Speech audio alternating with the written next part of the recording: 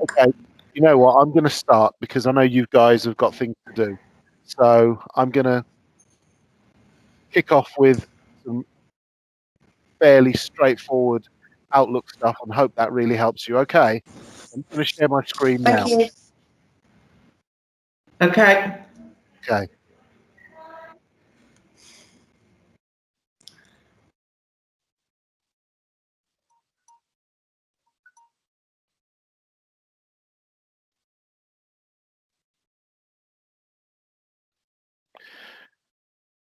so you should be able to see my Outlook screen now. Um, and if I start from the top, really, the one of the most useful things in Outlook is organizing how um, emails coming into your Outlook appear. And what I tend to do on the left hand side is, sorry, I think someone's trying to come in.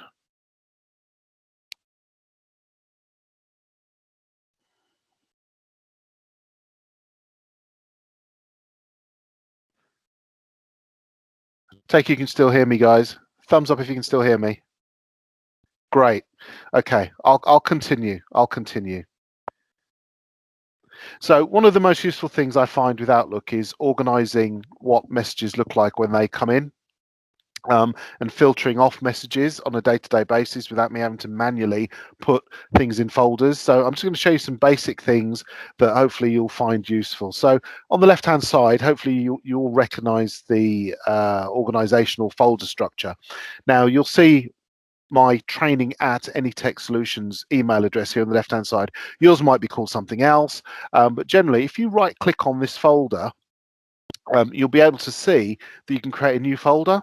So if I create a new folder called test, for instance, and hit return, you'll see that it appears in my list.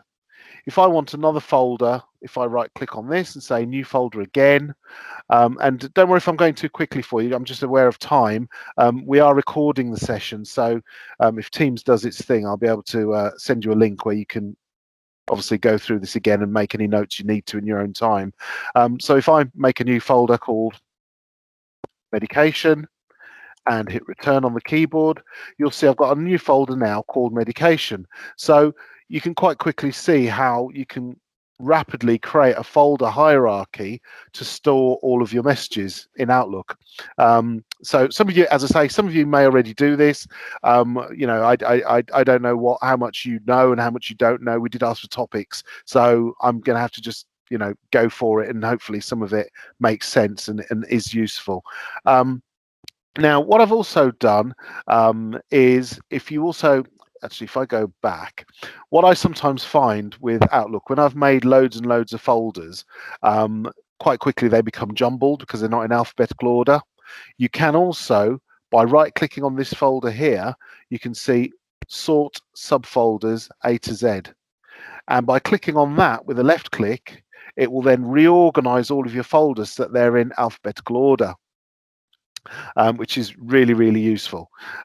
So I'm going to show you, I've got a test email that's come into my inbox so far that I sent myself. And if I open this folder up, this email up into a new window, actually, it's a good thing to show you. I'm going to change my view because I don't like this view. I like having all of my messages in the top half, and then I like having my preview in the lower half. So I'm going to jump forward a bit here, and I'm going to go to the view section here, and I'm going to change my reading pane over here to be at the bottom. Okay. So now you can see my messages at the bottom, a preview, and it gives me a brief view of what the email's all about. So I can now double click on this email and it will open up in a new window, and then I can view it as I need to, or I can just see the content of the email at the bottom. Now, I want in future all emails that come from this person to go into my test folder automatically so that I don't lose track of messages that are coming into me. Actually, I think, sorry about this, I think someone's being interrupted. Right, sorry, I'm going to have to let some latecomers in. Bear with me.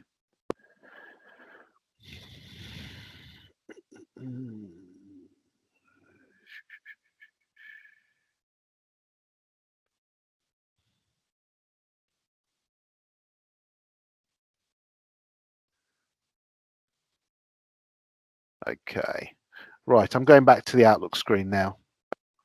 You still there, Carol? Still hear me? Thumbs up if you can still hear me. Great. And you could see my Outlook screen as well? Could you? You could see my Outlook screen. Perfect. Okay. Okay, so I'm going to go back to my Outlook screen and go back to just telling you about how to move messages automatically into folders so that things can stay organized. I know some people do it manually. That isn't really the way to go on a long-term basis because things get very, very confusing very, very quickly. So I've just shown you how to create new folders on the left-hand side. I'm now going to show you how to tell a message that comes into you to automatically go into any one of those folders. So if I just open this message up and show you. So here we've got the subject line, and here we've got the person's name. Now, looking at the person's name, their email address, you can see that one half of the email address contains what we call the domain name. Without getting too complicated, it's the bit after the @ and this is really useful to know because every person's email address, generally, unless they're using something like Hotmail or Gmail, there will be a different part in their email address. So we can use that to create a rule in order to move that particular email. Or we can say the whole email address, just always move messages from that person. So I'm going to go back to my view screen and just recapping for those who just came in late. Looking at the top of the bar, there's the view tab, and I went to my reading pane and I told it to change my view so my messages are always at the bottom. For those who have just joined, we are recording this, so I should be able to send you a link afterwards. So do make notes if you can while we're going on, just in case Teams fails us, but we are trying to record this at the same time. So I'm now going to go back to my home tab. Always go back to my home tab to find out where I am if I get lost in any of the menus. And with that email highlighted, what I can actually do is, if I know that that person's email address is always going to be the one that I want to move, I can right click on this and I can say rules, always move messages from Chris, and then that will fly a new window up where I now need to tell Outlook what folder I want those messages to go into. So I'm not going to choose medication. Hopefully I'm okay at the moment. So I'm going to choose test. Now, if I click test by highlighting it and then say okay, it will automatically create a rule that will always move messages that come from that email address, and it will put them into test. I'm not going to say okay now because I'll lose the message. I've only got 2 test messages to play with, but I'll show you that again. Message comes into your inbox. You can right click on it, go down to rules, and always move messages from Chris, and find the folder that you want and highlight it and say okay. Yeah. Now, the folders that I created earlier, you can see that I created them straight under the heading of the email, rather than in the inbox or anything like that. You can create a new folder within your inbox, so they become an offshoot of the inbox. So if I do heads, and again under inbox, if I do a new one and call it holidays, and do a new one, maintenance, the lowercase m, you can see that you can actually create folders directly under the inbox. And by doing that, it makes it, again, far easier to sort alphabetically. So if you could look, what I'm doing to get this menu up is I'm right clicking on it. Right click brings up lots of clever things, but at the moment I'm just right clicking on the inbox. I'm going to say sort A to Z, and it will alphabetically make them all list correctly, and it just makes it easier for you later on to find things. So Again, if I right click to create the rule, I can say always move messages from Chris. Up pops the window. Now you'll see, now that I've created folders under the inbox, we've now got a little arrow next to the inbox which you need to tick on in order to see those other folders. We didn't see it before because we created these folders outside of the inbox, but the minute the inbox has got something in it that requires you to open with an action, you'll see this little arrow appear, which will now allow you to choose any of the other folders that you want these emails to go into on a permanent basis. Now, I say permanent basis, it's just from an organizational purpose. If an email accidentally goes into a folder because you set the wrong rule up, I'll show you how to go into rules and delete rules, and you can go into a folder. You'd see the emails in here and you can drag them back into the inbox if you wanted them back out of there.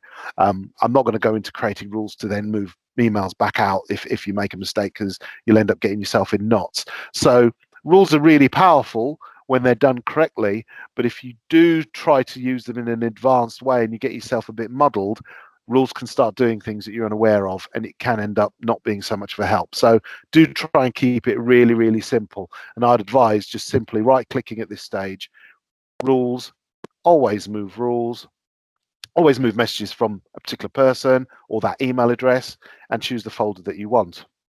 Now, sometimes, and this might be going a little bit advanced, but hopefully it might be useful to some of you. Sometimes you might be dealing with 5 different people from the same organization. So you can create a rule for every single person, but Outlook has a limitation and it has a finite amount of rules you can actually create. I can't remember off the top of my head how many there are, but I've certainly hit the maximum amount, and it's basically restricted by the amount of data the rules take up. So it's not so much a number, but it's how big your data file becomes. When you've created enough rules, it goes, right, can't create any more rules. So I would advise you, where possible, to be a little bit clever with the rules. Now, this is one you may want to make notes, and I am going to go a little bit slower with this one because it is a little bit more advanced. So I'm going to go back down to rules, and I've highlighted the message I want, but this time I'm going to say create a rule. Now, I'm aware a couple of people joined in late, so I'm just going to jump back a little bit and open this email up. Essentially, here's the email address that we're dealing with at the top here and left. But actually, the bit that I'm really interested in is the domain bit, which is the bit after the @ That's the really important bit that I want to make sure that I use as my filter, because there could be 100 people in this organization. I don't want to create a rule for every single one of those 100 people. I'm soon going to get myself in a right mess. So I'm going to right click on this email. I'm going to go down to rules, and I'm going to say create a rule. Now that's going to allow me to create an advanced rule based on certain criteria. Now I know it looks a little bit scary, but it really isn't. I'm going to go through it a couple of times with you.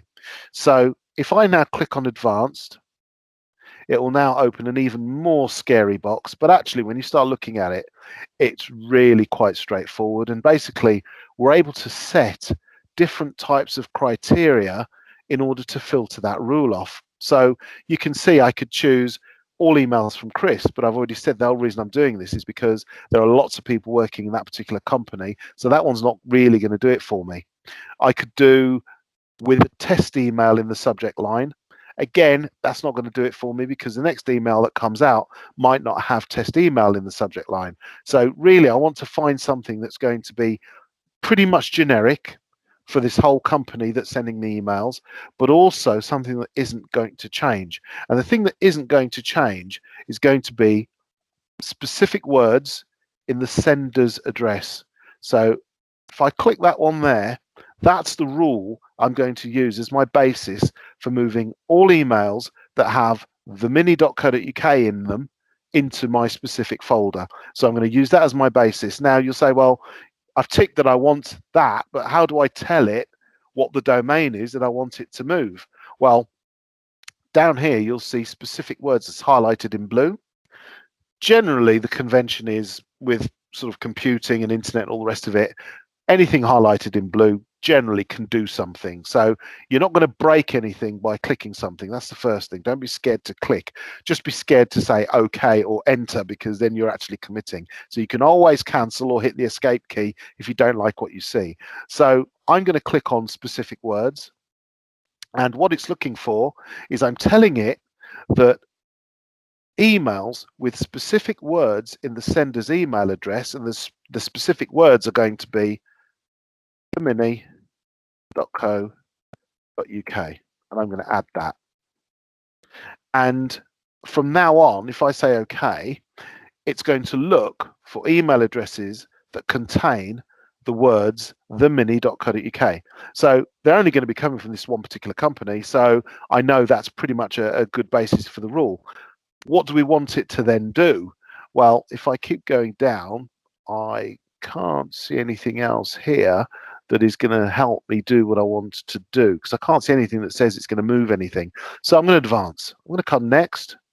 So what do you want to do with these messages? It says at the top. Well, I want to move those messages to a specific folder. And again, you'll see specified is highlighted in blue, which means it will probably do something if I click on it.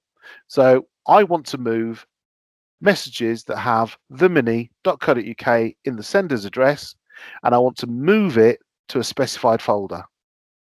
So up pops another little window where I can now choose what folders I want the message to land into.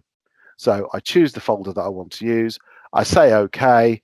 The rule then scans my inbox then and there if I want it to, and it commits the rule into memory. And from then on, it will always move messages from that particular domain, themini.co.uk, into the holidays folder. And any rules you've set up this way on your Exchange email boxes, you don't have to then go and do it on every other single device, because it will do it at source. So it will upload that rule to the cloud as long as broadband's okay, and that will always then function, and it means all of your devices will be organized in the same way. So hopefully that made some sense. I'm just going to flick back to Teams to make sure it's doing its thing.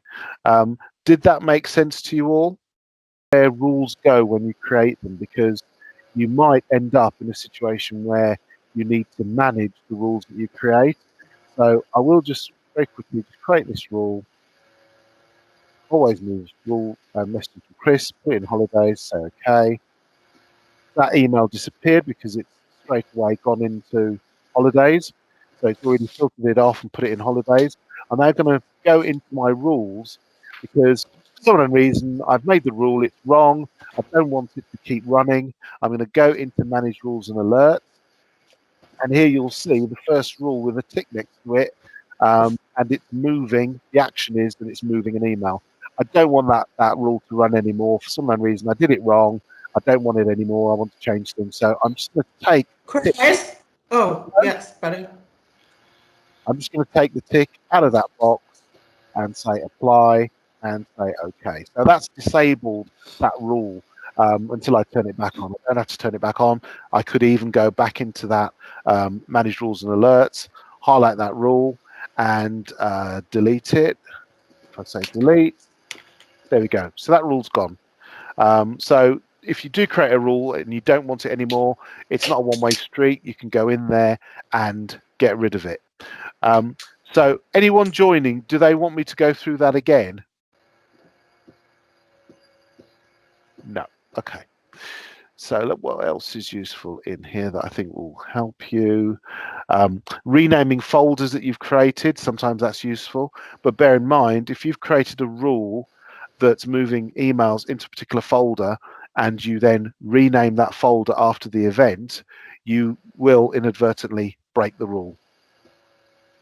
Okay, so just bear that in mind.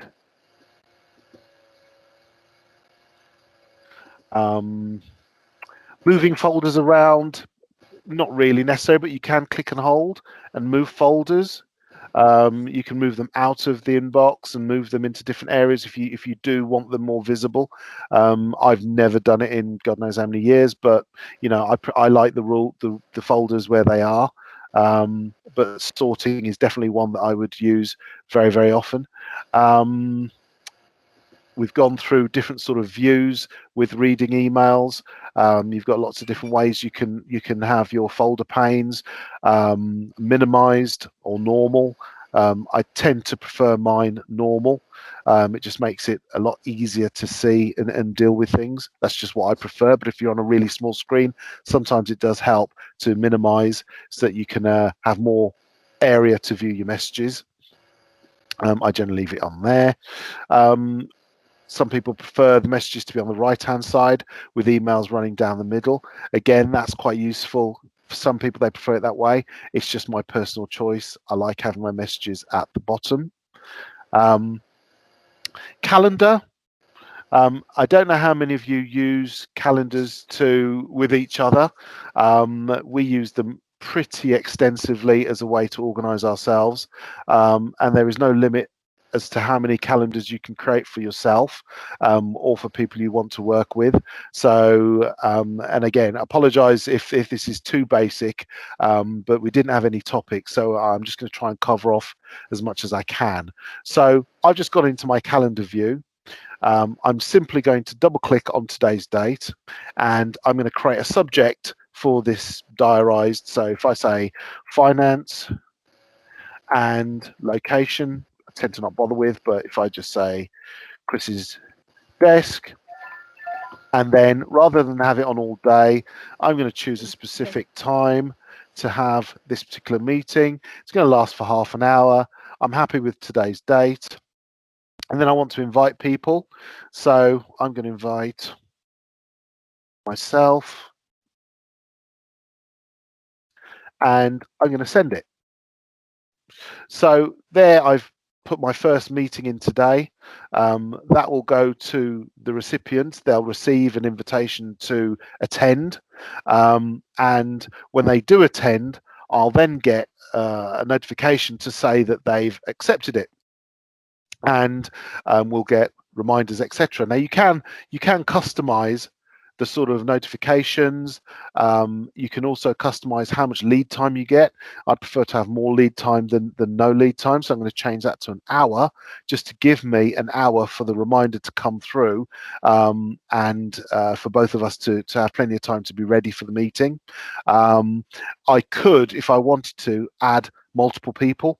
In Outlook, unless you make changes in the deep down settings, it's a semicolon to add another person. So a semicolon will then allow you to add another user to the meeting, and so on. Another semicolon lets you add another person or a group email, what have you, and then those people will get the invitation and they will hopefully respond and attend. If you then want to see later on who's actually accepted, just don't save that. I'm going to go back in. We have what's called a scheduling assistant. Hopefully you can all see that scheduling assistant just up here on the left hand side. And if I click in there, it will tell me who's accepted and who hasn't. So if someone accepts, you'll be able to see in here that they've accepted the meeting, the appointment, so you know that everyone's received it and they're attending, or who can't make it, and then you can obviously make further arrangements after that.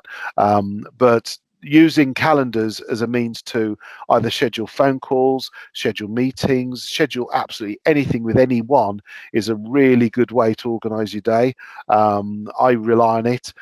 Again, those the managers that do use Outlook on their mobiles or any other devices, any invitations or appointments you put in this calendar will appear automatically in your Exchange calendar on your other devices. So it becomes almost like your personal sort of PA in your pocket, in that it can constantly remind you and tell you what's happening that particular day.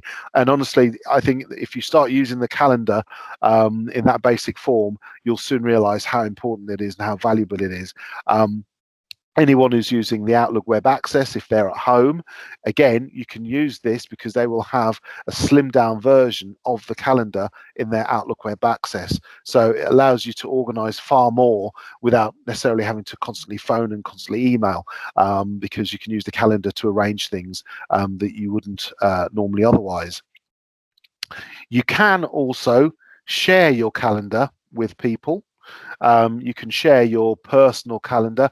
What I would probably advise is think before you share your personal calendars, think about the sort of content you put in them. I have one calendar that I use full of my personal things. I could create a new calendar and call it work, for instance. And this particular new folder is going to house calendar items, and it's going to live in calendar. If I say okay, so now I've got a new calendar called work, and it's completely empty. Now I might choose, by right clicking on this one, I might choose to share that particular calendar with anybody else. So I could share that calendar, type in the person's name that I want to share the calendar with, and they then would be able to see and access that particular calendar. So if I go one step further and I tick this little box here, recipient can add, edit, and delete items in this calendar. A bit dangerous because they can delete things, but at the end of the day, if you want to work in a collaborative way, then you need to be able to share and edit and add things to each other's calendar. So this work calendar, I'm not going to save it, this work calendar could easily become the calendar that you use to collaborate and communicate with people at work. It might be a calendar to liaise with the kitchen. It might be a calendar that enables you to liaise with the night shift. I don't know. It could be anything. But there's nothing to stop you creating different calendars and keeping your core calendar personal for things that you might want to keep personal. So hopefully that makes sense. Calendars, again, as I said, really important if you start using them properly and sharing them and allowing people to put in things like their holiday, their break times, or what they're doing, or if they need time off and they've got to go off. You might already have paper-based systems, and I'm not saying destroy those. I'm just saying you've got this as a tool. It's up to you how you choose to use it. So I think that's as much as I'm going to go into detail when it comes to calendars. I've shown you how to create calendars. I've shown you how to create an appointment within a calendar. I've shown you how to share a calendar, and I've shown you how to invite people to meetings within your calendar. So I think for the amount of time we've got left, I think that's as extensive as I'll go into that at this moment in time. Just going to review if there's anything else. Again, it's very difficult to go through a program like this and try to squeeze other things in 1 hour, because there are loads and loads of different things you can do with messages. For instance, categorizing them with colors. The reason why I don't particularly use that myself is because I use so many devices. This color coding doesn't always translate to all of the other devices, and equally, if you change computers and things like that, it seems to only embed itself in Outlook rather than at source. So although color coding is really handy and really helpful, I wouldn't employ it as something that I would rely upon in order to help me organize my messages. It's just not something that does always migrate across to other devices if you change computers. So it is there, and I'm not avoiding telling you about it. It's just that I don't use it personally, and the reason I don't use it is because I don't believe it always comes across and migrates to other devices. So I don't want you to start using something that I personally don't particularly rely upon. Send and receive, well, most of us are on broadband now anyway, so if you're using Exchange, you don't need to do send and receives because it automatically comes in.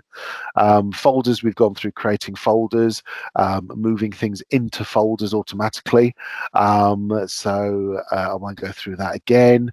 Views, I've gone through that and shown you how you can change the view in your Outlook.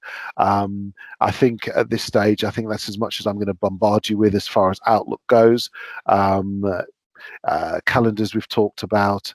The address book is pretty straightforward. I'm sure you all use address books. and create contacts. I think the one thing that I will say about Outlook address books is sometimes people get the address book confused with the what we call the online cache or the cache.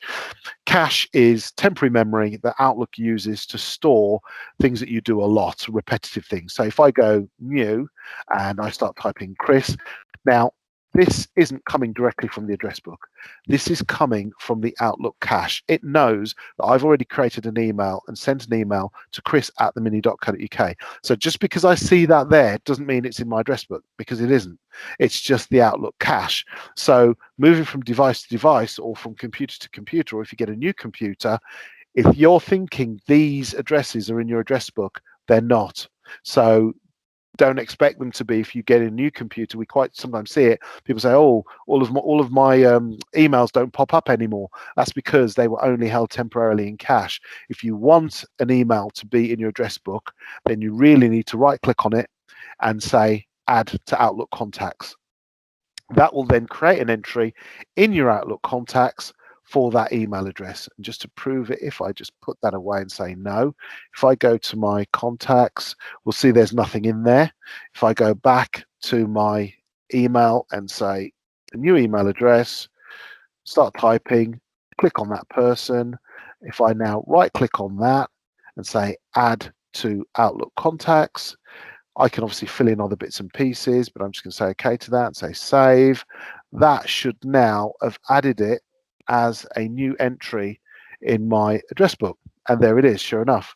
So now we've got one address book. Now, moving from computer to computer, again, this particular contact that I've created will move across only because the type of email system that you and we are all using.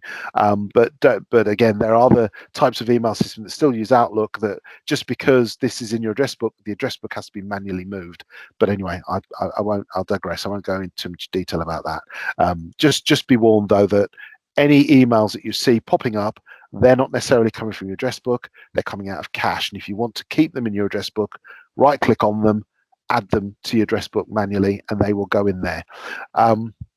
There are settings deep down in Outlook that you can set Outlook to always add email addresses from incoming emails automatically to your address book.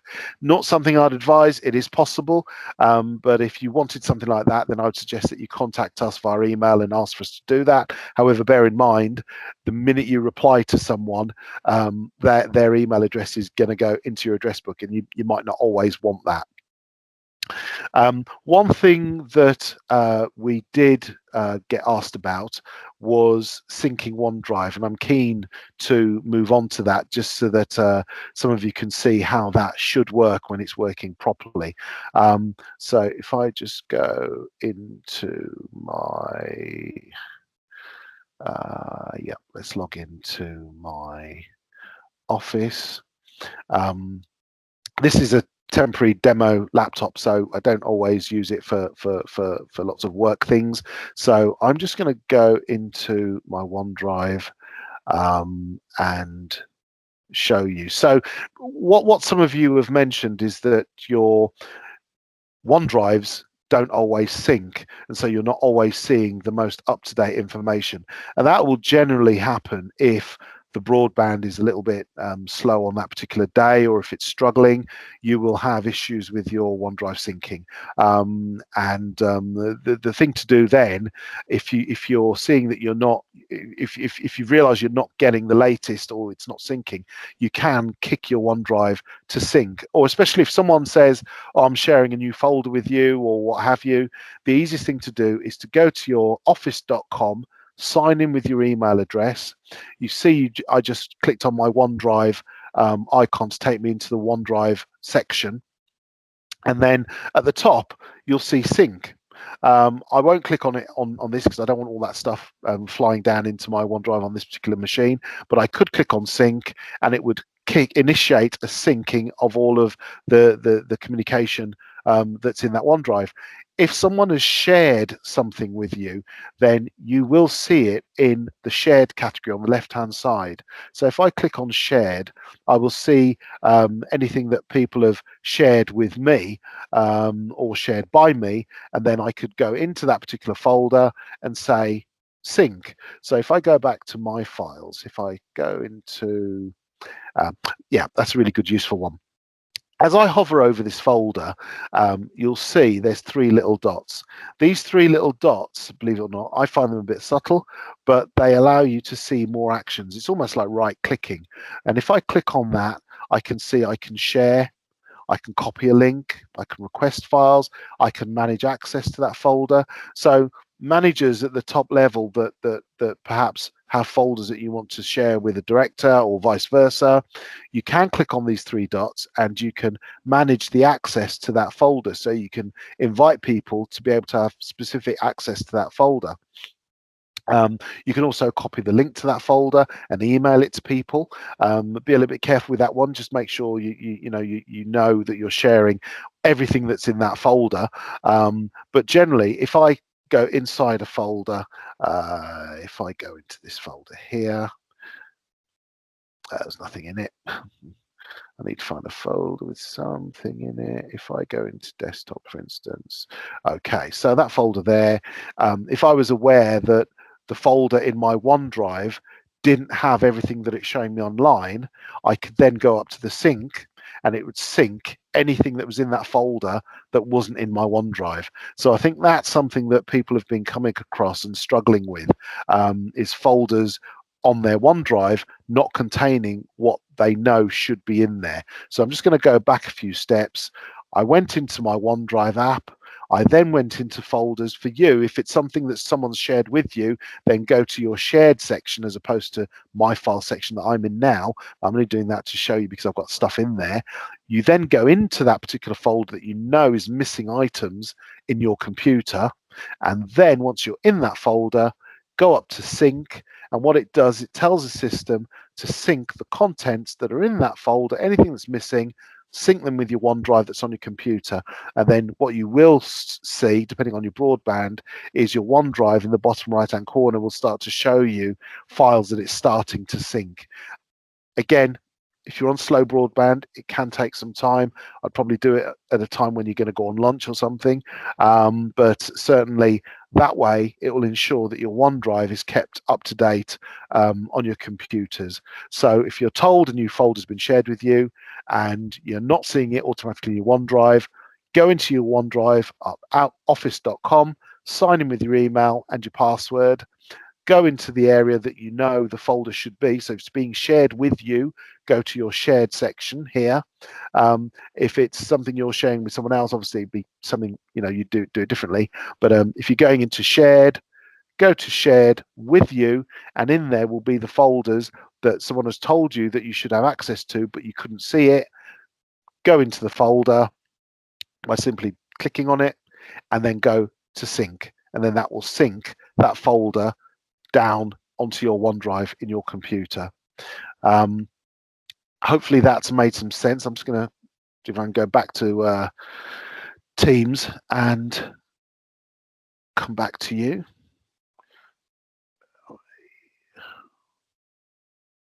And there we are, stop sharing. Okay, so did that make sense to everyone that's in the room? You can unmute yourselves if you want to. Yes. Yes. Did you find that helpful? Yes, thank you. Okay. Now, I appreciate we started a little bit late because we had a few issues technically. Is there anything that you think I can answer that's really going to help you that I haven't covered?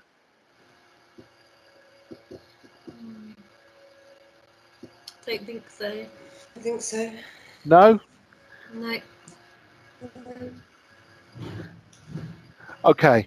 So I'm going to get a link to the recording and I'll send it all off to you so that you can have a look and keep and refer to it. Would you say what I showed you today is stuff you're already doing extensively? Yes. And who was that who said yes? No. Not Sarah. extensively, no.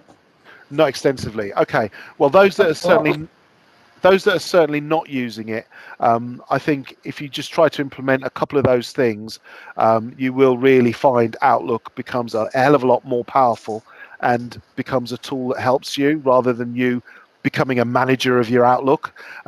If Outlook does get out of control, you can find yourself spending most of your time just literally administering your Outlook and organizing it, which is not what you want to do. You want to be there caring. The computer is there to be a tool, not dictate to you what you should be doing. So implement some of those real basics. If you do get stuck with any of it, just send an email to support at, and one of the guys will happily show you how to do anything following on from what I've said today.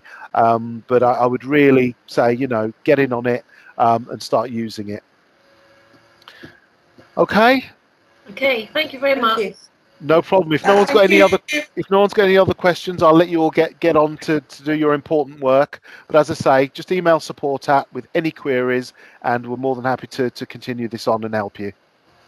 Okay. Thank you. Thank you. All right. Okay. Take care, Bye. everyone. Bye. Bye-bye. Bye.